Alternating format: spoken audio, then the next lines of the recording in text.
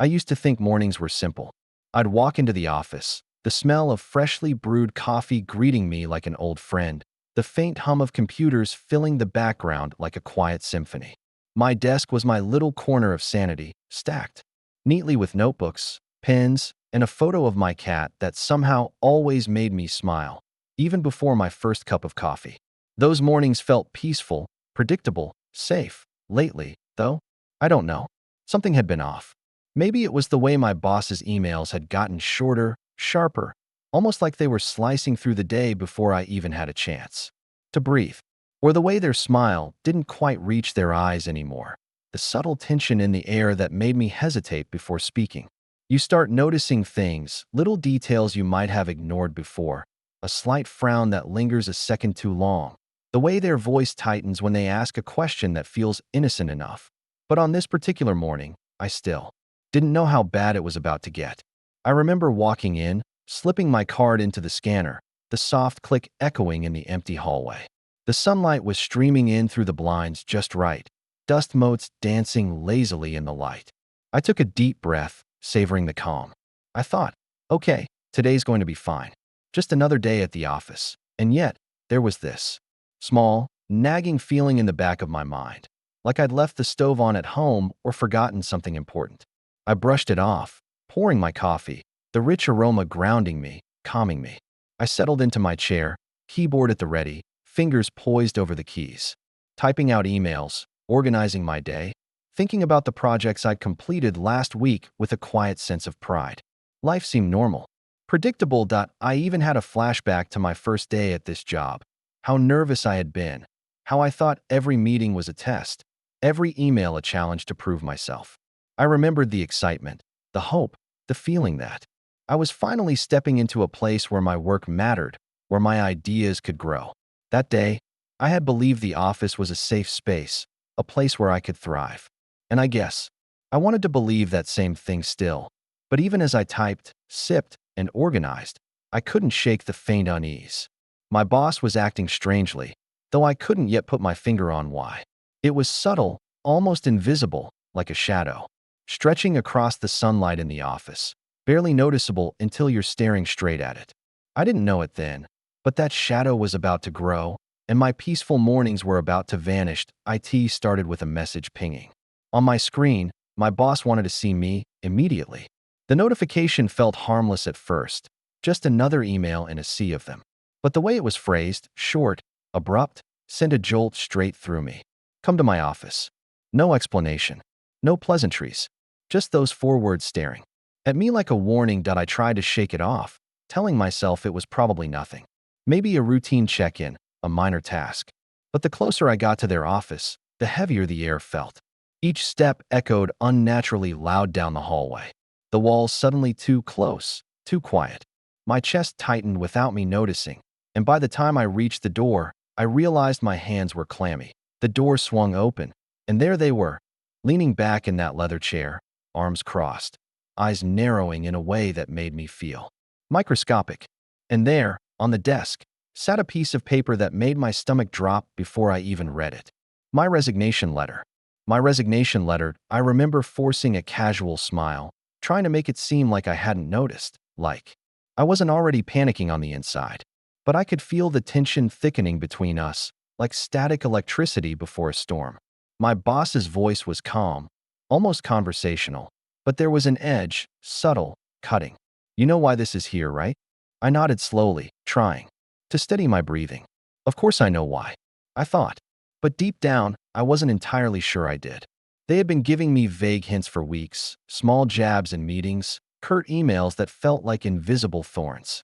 And now, the resignation letter was the culmination of it all. The unspoken ultimatum made painfully real. A flashback hit me suddenly. A meeting a few weeks ago, my boss praising my work in front of everyone, smiling warmly, calling me indispensable.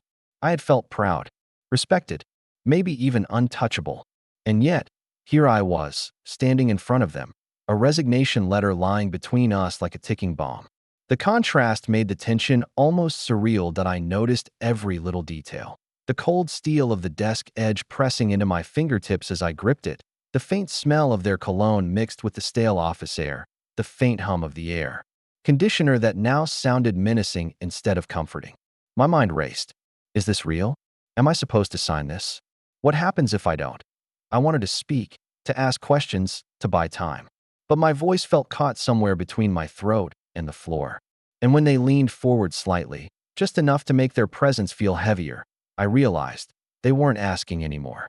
They were expecting compliance, and that's when the first real, undeniable spike of fear hit me. The peaceful mornings, the quiet routines, they felt miles away now. This was something else entirely. A test? Yes, but also a trap. And I had no idea how I was supposed to navigate it. The moment lingered longer than it should have. My boss's gaze didn't waver, but there was something in the stillness that made it feel heavier than any words could. I could almost hear the ticking of the clock, each second echoing in my skull, each tick another reminder that I had a choice. Or maybe that I didn't. They started speaking again, slowly this time, carefully. Nothing aggressive at first, just insinuations, suggestions wrapped in polite tones. You understand what this means if you don't sign, right? They didn't have to raise their voice. They didn't have to shout. The threat was in the pause, in the way the silence stretched long enough for my thoughts to spiral out of control that I sank slightly in my chair, my fingers tightening around the edges. The resignation letter stared back at me, white and plain, a silent challenge daring me to resist. My mind raced with all the possibilities, all the what-ifs. What if I lose my job? My savings? My reputation? Every failure I'd ever made. Replayed in my head like a relentless loop. That mistake in the quarterly report.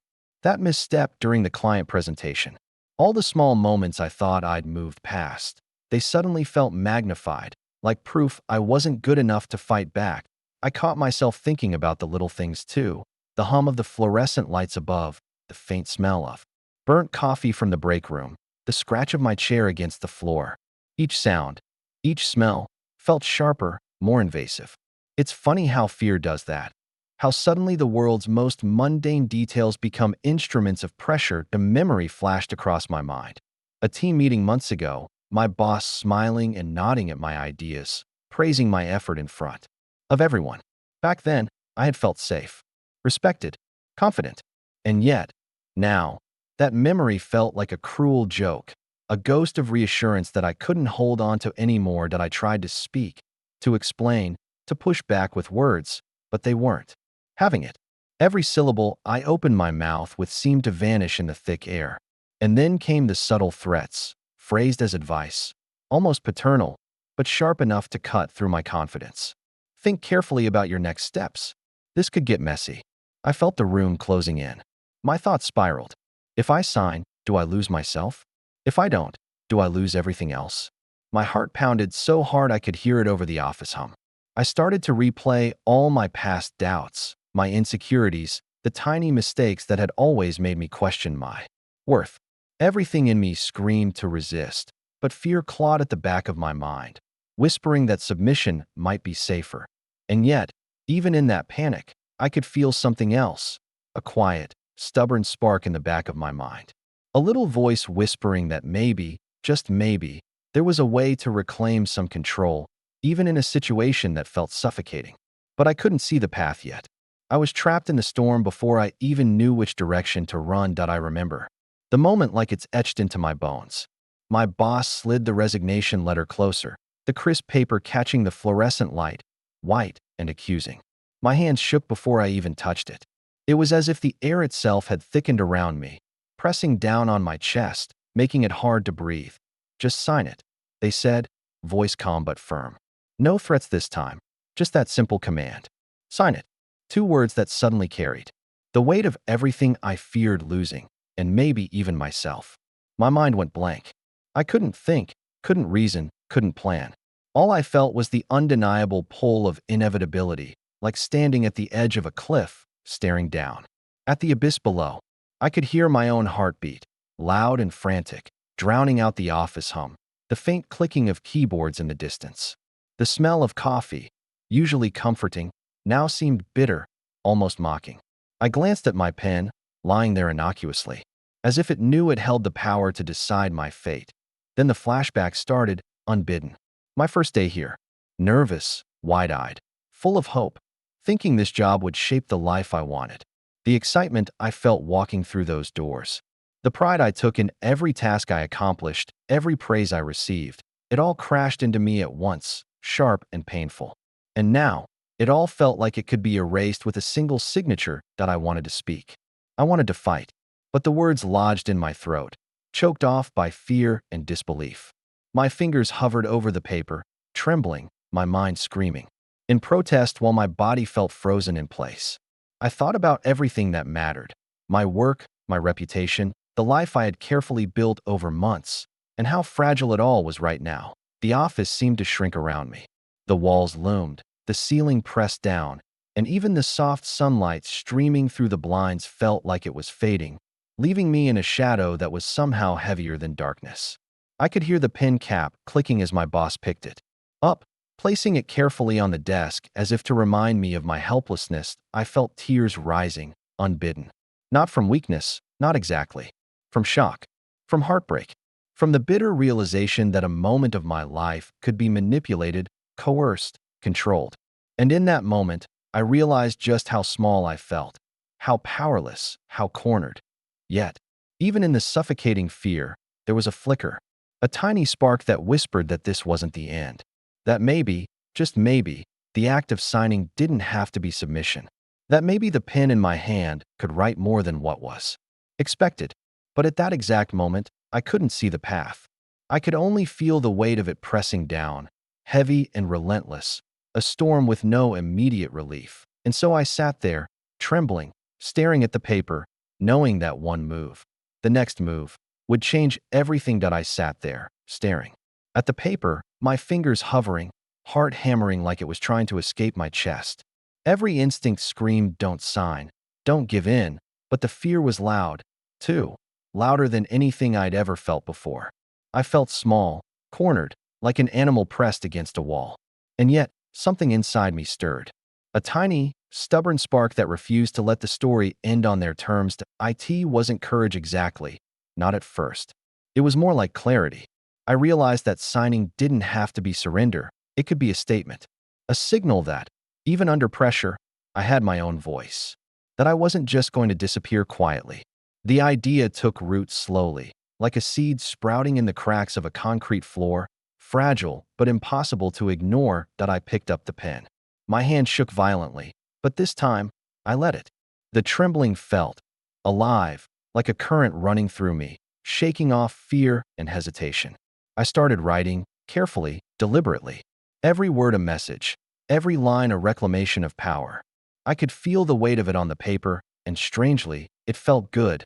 Not like defiance for the sake of defiance, but like finally speaking the truth when the world tried to silence me. Flashbacks rushed in, snippets of courage I'd seen before, stories of people who refused to back down, who stood up when no one expected it.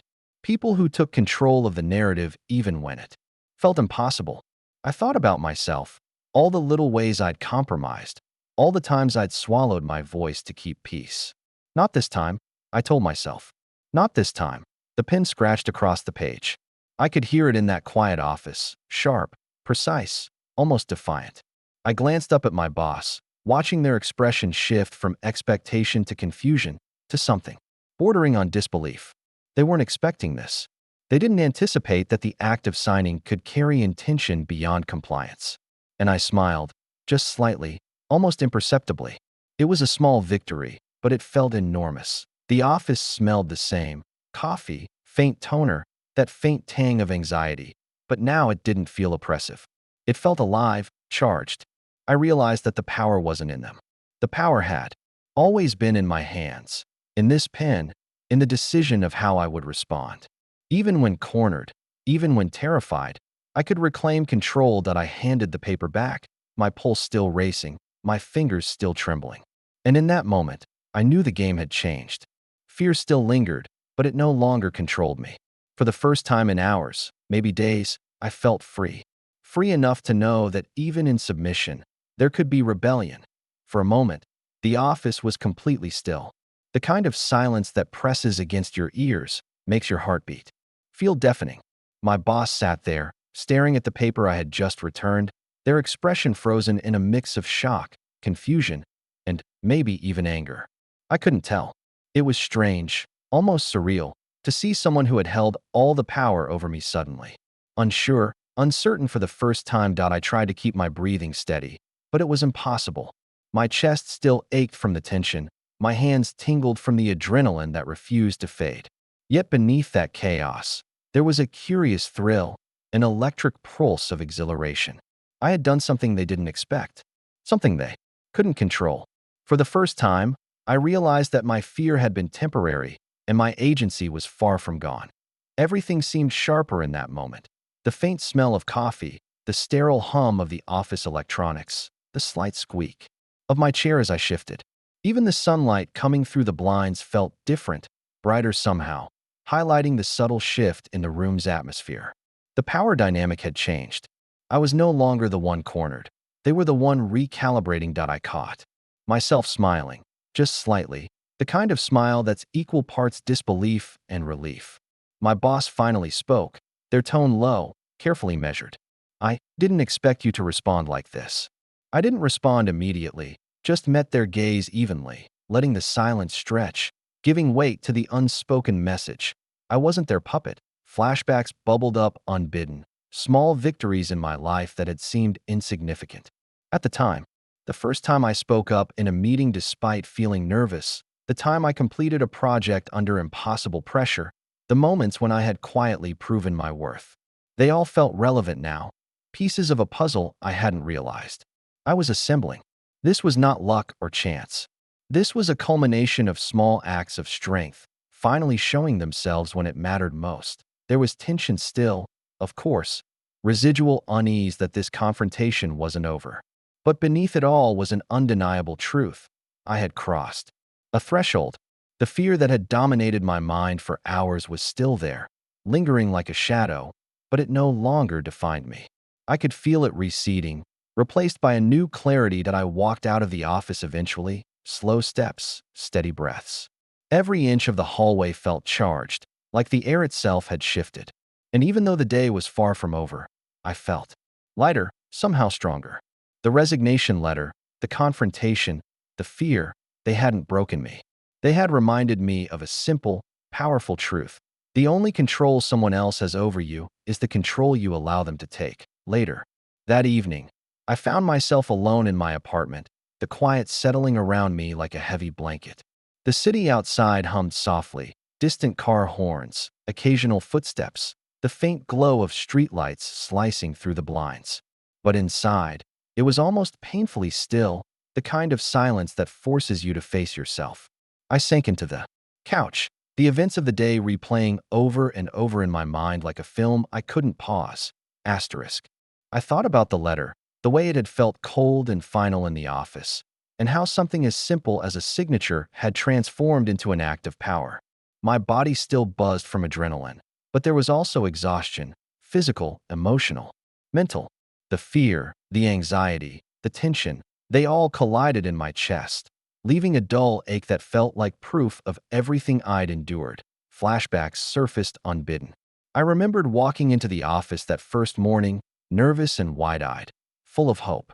I remembered late nights studying, practicing, trying to be good enough. Moments where I had doubted myself, second-guessed my abilities, or swallowed my voice to avoid conflict. All of it felt strangely connected now, like threads weaving into a tapestry that revealed something bigger. I had always been capable of more than I gave myself credit for. That I cradled a mug of tea in my hands, letting the warmth seep into my fingers, grounding me. The steam curled slowly, mingling with the quiet, the subtle scent calming me in ways I didn't realize I needed. I thought about my boss, about the way they had expected compliance, and how their assumptions had underestimated me. The idea made me smile faintly, a soft, private acknowledgement of victory that didn't need to be shared with anyone. There was vulnerability in this reflection, too. Fear and doubt had been real, and they hadn't disappeared just because I acted. But for the first time, I felt a strange sort of pride, not for the act itself, but for recognizing that I could navigate that fear, that I could act with intention even when trapped. I realized how fragile, yet resilient, we are. That even in moments of deep uncertainty, we have the power to define the story we tell about ourselves. The apartment felt different now, not just a space to live in, but a quiet witness to my reckoning. The hum of the fridge, the occasional creak of the floorboards, even the faint ticking of a wall clock, it all felt alive, part of the processing, part of the slow exhale after the storm. And as I stared out at the city lights, I felt a seed of something new take root: understanding. The day had been a crucible, and somehow, in the solitude of this evening, I could feel the first real taste of calm, of peace, of quiet empowerment. The days that followed were different. The office felt charged, almost imperceptibly, like the air itself had shifted. People who had barely looked my way now seemed to notice me, not in a way that was loud or showy, but in the quiet recognition of someone who had quietly taken a stand. The whispers were subtle at first, tiny nods in the hallway, coworkers pausing mid-conversation to glance my way, the faint hum of curiosity woven into the routine. That IT was strange to realize how much power had shifted, not in a grand, dramatic announcement, but in the way people began to see me. My boss, too, had changed, though not openly. There were pauses in meetings where I sensed their recalibration, subtle adjustments in tone, in posture, in the way they framed questions. I wasn't invisible anymore. I wasn't just another employee to be cornered. I was someone who had made them pause, someone who had rewritten the expected script. Flashbacks came, fleeting but vivid. I remembered advice from a mentor years ago, words I had half listened to at the time. Sometimes standing quietly makes the loudest noise. People notice strength even when it isn't shouted. I had never truly understood it until now. And now, seeing it ripple through the office, I felt a quiet vindication, a gentle hum of empowerment that pulsed beneath my daily routines. I caught myself noticing little things I hadn't before. The confident way I walked down the hall, shoulders back, head held a fraction higher, the calmness in my voice during meetings, the steadiness of my hands as I typed emails. It was subtle, almost imperceptible, but it felt revolutionary to me. These were small victories, almost invisible, but deeply satisfying. I was reclaiming my presence, my sense of self, piece by piece. The sensory details didn't escape me either. The click of my heels on the polished floor felt decisive, not accidental. The smell of fresh coffee in the break room seemed comforting, almost like a reward. Even the faint buzz of the office air conditioner felt familiar now, a backdrop to my quiet observation of how life moved forward even after confrontation. And yet, I felt grounded. Empowerment isn't always loud. It isn't always dramatic. Sometimes it's in the quiet moments, the subtle acknowledgement that you are no longer being defined by someone else's expectations. I could see it in glances, in gestures, in the way the office seemed to shift around me. Not everyone noticed. Not everyone cared. But the ones who did, they were the ones who mattered, and their recognition felt like validation in its purest form. That IT was a ripple effect, slow and measured, but undeniable. I had taken a stand once, quietly, deliberately, and now, slowly, carefully, that act was spreading in ways I hadn't anticipated. Not with fanfare, not with confrontation, but with a simple, undeniable truth. I was here. I had a voice. I had power. And I intended to keep it. It didn't come as a grand showdown, like in the movies. It came quietly, almost imperceptibly, in a moment that carried more weight than any loud confrontation could. My boss called me into their office again, and this time, I walked in steady. No hesitation, no tremor in my hands. Just a quiet, deliberate calm. The same room that had felt suffocating weeks ago now felt manageable, almost ordinary. They looked at me differently. I could see it in the tilt of their head, the way their eyes lingered a fraction longer than necessary, the subtle pause before they spoke. There was an acknowledgement there, unspoken but undeniable. They knew something had changed, that I had changed. And maybe, in that small shift, the balance of power had subtly but irreversibly shifted. That we spoke, carefully, politely. Words flowed without the tension that had weighed so heavily before. There was no apology, no dramatic acknowledgement, just a recognition of agency, of strength, of someone who had quietly stood their ground. It felt strange, almost surreal, to experience that validation without fanfare, without applause. It was intimate, private, and deeply satisfying. Flashbacks came again, unexpected but welcome. I thought about every small choice I'd made along the way, the times I had hesitated but spoken anyway, the moments I had trusted myself despite fear, the days I had stayed committed even when the world seemed against me. Every tiny act, every little spark of courage had led to this quiet turning point. And in hindsight, I realized that these small decisions had mattered far more than I ever imagined. The sensory details were vivid.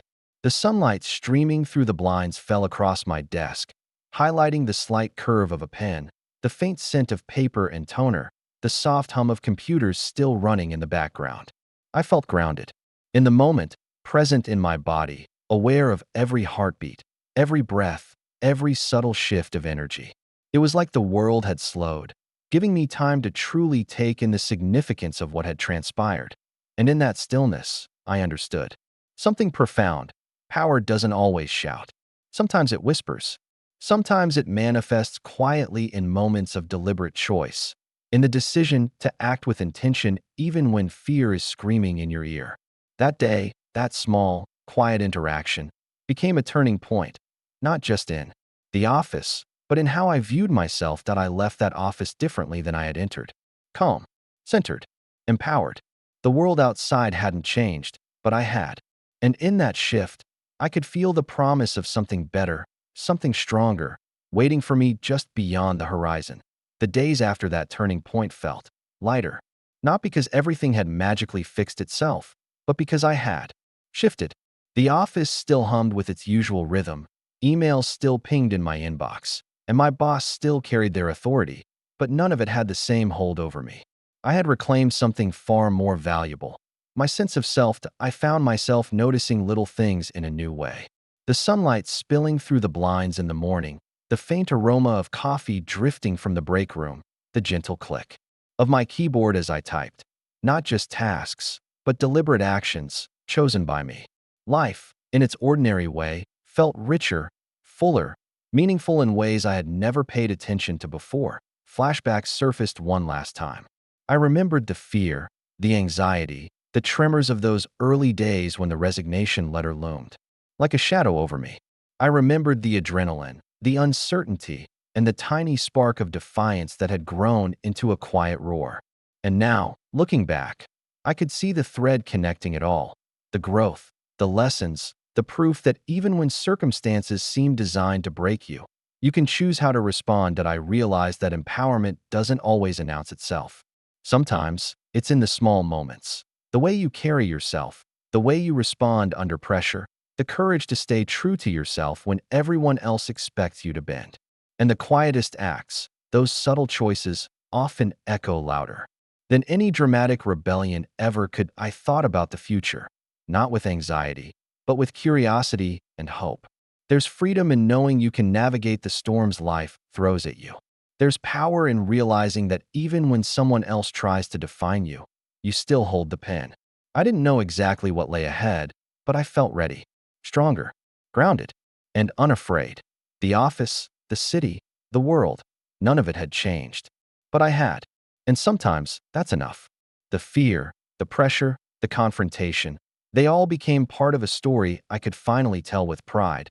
A story of resilience, of quiet courage, and of the power we all carry, waiting to be claimed at AS. I walked out of the office that day, the sunlight catching my face just right. I felt it. A sense of peace, a sense of forward motion, and the quiet knowledge that no matter what comes next, I have the strength to face it head on. Asterisk.